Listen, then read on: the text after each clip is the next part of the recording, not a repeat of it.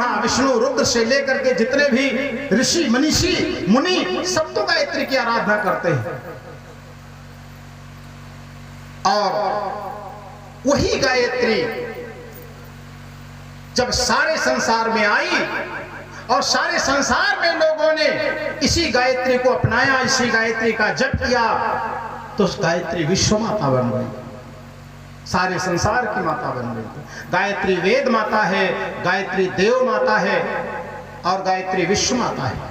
संसार के सारे शास्त्र ऋषि गायत्री में भरे पड़े हुए हैं। भाइयों बहनों, जितने भी ज्ञान भंडार का प्रणयन हुआ सब गायत्री के आधार पर हुआ है।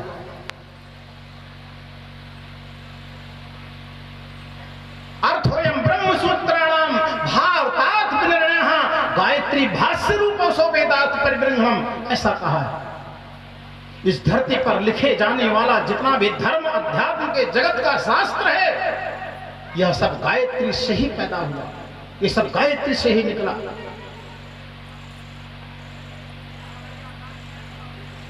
इसलिए गायत्री साधारण नहीं, वो ज्ञान है जो आज से नहीं, सृष्टि के कल्याण में आदि से चलता हुआ आया है।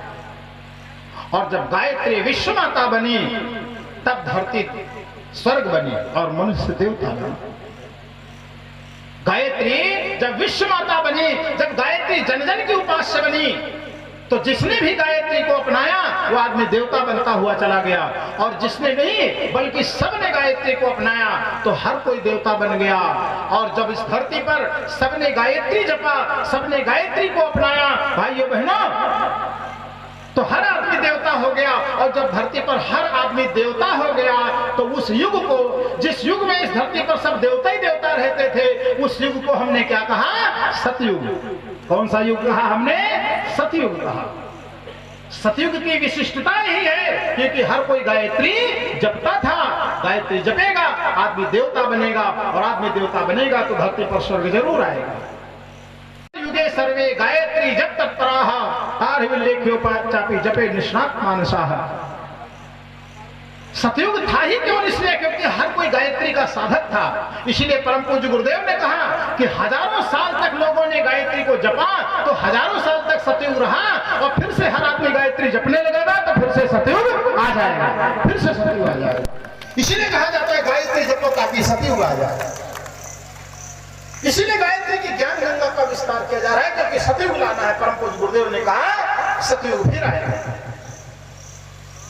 और गुरुदेव ने ही नहीं कहा है बल्कि जो भी उस स्तर का परम पूज्य गुरुदेव के स्तर के जितने भी दिव्य दृष्टा मनीषी हुए सबने कहा सतयुग आएगा। हमारे बाबा जय गुरुदेव जी महाराज के सारे शिष्य हैं, आप सबने सुना होगा। हम लोग जब छोटे छोटे थे तब बाबा जय गुरुदेव के सारे शिष्य लोग आते थे और दीवारों पर लिखते थे कलयुग जाएगा सतयुग आएगा। लिखते थे नहीं लिखते थे? ये आज की बात नहीं है। कलयुग जाएगा सतयुग आएगा, ये हमारे बुद्ध पुरुष पहले कह गए, हमारे जय गुरुदेव बाबा जी बहुत पहले कह गए, परम पूज्य गुरुदेव कह गए। और वही नहीं, जिसने भी जो भी दिव्य दृष्टा मनीषी सबने कहा सतयुग आएगा। महर्षि अरविंद ने लिखा कि सन 2000 के बाद भागवत मुहूर्त शुरू होगा, 100 साल तक भागवत मुहूर्त चलेगा, और इस 100 साल के भागवत मुहूर्त में सारी धरती पर आमूल चूल परिवर्तन होगा और देखते देखते दुनिया बदल जाएगी और एक नए युग का आगमन हो जाएगा। महात्मा सूरदास जी ने कहा संवत 2000 के ऊपर ऐसो योग परे, सहस बरस लय सतयुग बरते, धर्म की बेली बढ़े, अरे मन धीरज क्यों न धरे। तो भाइयों बहनों, ये गायत्री इसीलिए तो विश्व माता बनी है। सतयुगी परिस्थितियों का विस्तार हो। परम पूज्य गुरुदेव जैसे संत, बाबा जय गुरुदेव जैसे संत, सूरदास जैसे संत, महर्षि अरविंद जैसे तपस्वी झूठ नहीं बोल सकते, झूठ नहीं बोल सकते। हमें उनके वचनों पर विश्वास करना चाहिए। सतयुग आने में देर नहीं है भाइयों बहनों, सतयुग तो आने के तैयार बैठा है, लेकिन किस कंधे पर उतरा है, किस मन में सतयुग उतरा है, उस मन में भी गायत्री नहीं आई। गायत्री आ जाए तो सतयुग आ जाए। गायत्री सतयुग को उतरने के लिए प्लेटफॉर्म बनाती है, जमीन तैयार करती है, मनोभूमि तैयार करती है। इस बार का अवतार मनुष्य के मनों में होने जा रहा है। इस बार का सतयुग मनुष्य के मनों में अवतरित होने जा रहा है। मनुष्य के विचारों में सतयुगी संभावनाएं परिलक्षित होने वाली हैं भाइयों बहनों। इसलिए गायत्री जितनी ही व्यापक बनेगी, सतयुगी परिस्थितियां उतनी ही बलवती होती जाएंगी। आवश्यकता है गायत्री को विस्तृत करने का, गायत्री को घर घर पहुंचाने का, गायत्री को जन जन तक पहुंचाने का। गायत्री इस युग का अवतार है। दुनिया का सबसे शक्तिशाली मंत्र अगर है कहीं तो गायत्री है। इसीलिए कहा गया गायत्री सबसे शक्तिशाली मंत्र है, इसलिए क्योंकि यही तो मंत्र है इस सृष्टि का जिसे हम आदि मंत्र कहते हैं।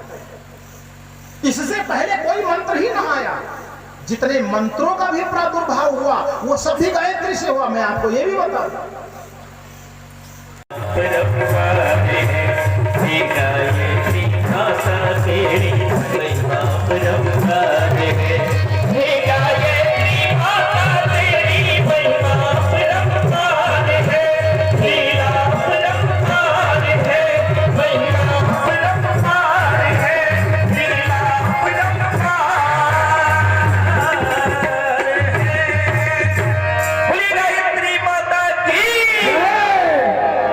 गायत्री माता।